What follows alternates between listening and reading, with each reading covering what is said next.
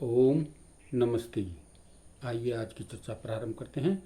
ऋग्वेद के 5वें मंडल का 14वें सूक्त का दूसरा मंत्र। ओम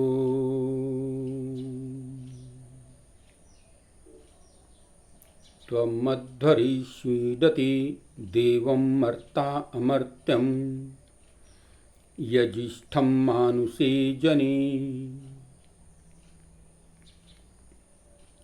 मर्ता मनुष्य, मानुषे जने मनुष्य मात्र के अंदर वर्तमान।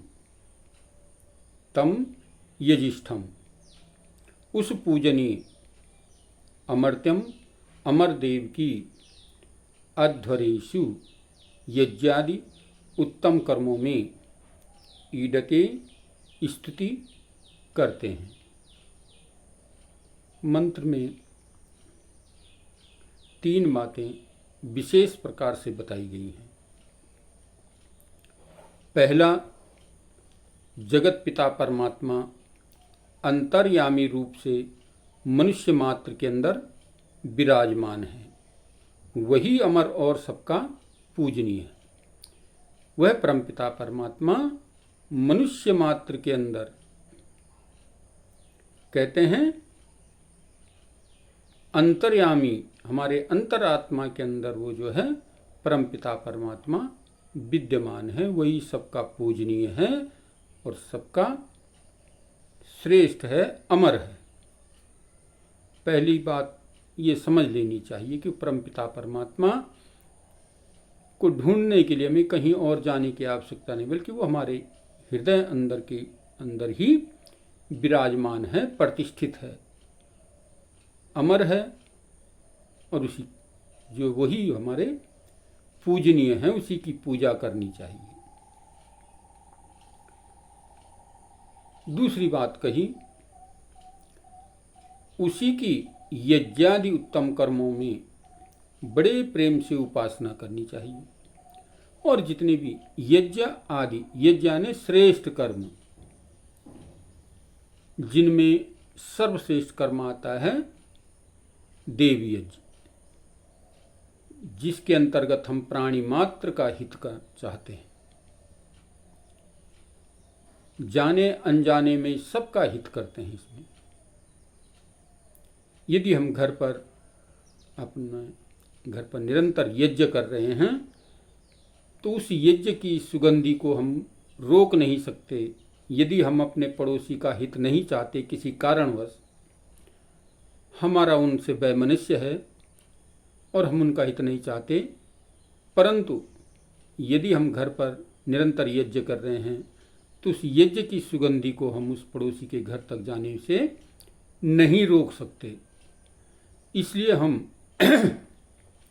अनजाने में भी जो है दूसरों का हित करते हैं, प्राणी मात्र का हित करते हैं। तो इसलिए कहा है कि जो यज्ञादि श्रेष्ठ कर्मों में उस परम पूजनीय प्रभु की उपासना करता है, उसको पूजता है, या उसकी पूजा करनी चाहिए हमें यज्ञादि श्रेष्ठ कर्मों में, तो वो जीवन में सफल और सार्थक होता है।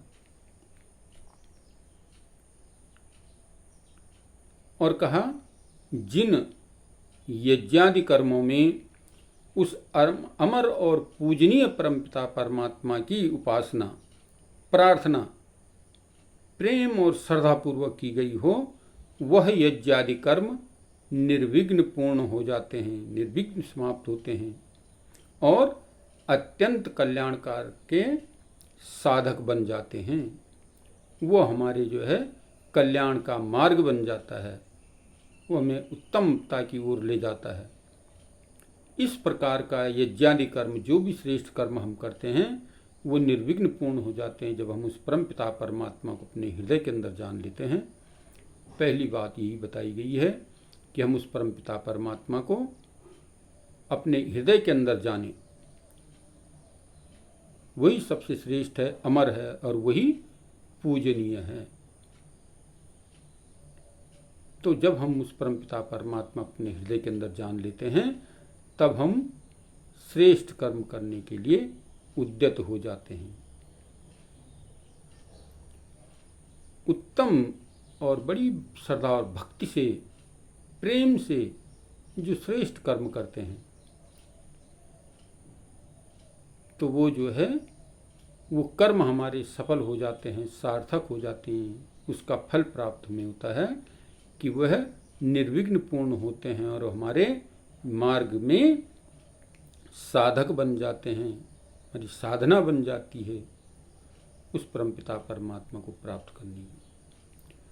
और वही मनुष्य का जो मुख्य उद्देश्य, मनुष्य योनि का, इस जीवात्मा का मनुष्य योनि में आना, जिसका मुख्य उद्देश्य है मोक्ष को प्राप्त करना। तो जो इस प्रकार से श्रेष्ठ कर्म करते हुए अपने जीवन को आगे बढ़ाता है, वही मोक्ष का अधिकारी बनता है। तो बड़ी सुंदर और बड़ी सरल तरीके से इसमें बात बताई गई है कि जो भी व्यक्ति उस जगत पिता परमेश्वर को अपने हृदय के अंदर विराजमान समझ लेता है, जान लेता है, मान लेता है और उसी की उपासना,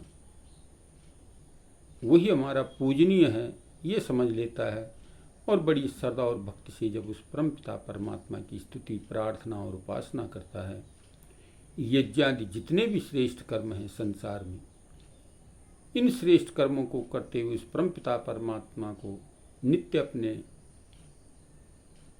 आसपास, अपने हृदय के अंदर विराजमान समझता हुआ जो इन श्रेष्ठ कर्मों को करता है, वही जीवन में उन्नति को प्राप्त करता है। कहते हैं उसकी सारी मेहनत, उसके सारा परिश्रम, उसके सारे यज्ञादि कर्म निर्विघ्न पूर्ण हो जाते हैं और वो सफलता को प्राप्त कर लेता है। तो इस मंत्र से हम ये जानें, समझें कि वो परमपिता परमात्मा हमारे हृदय में ही विराजमान है।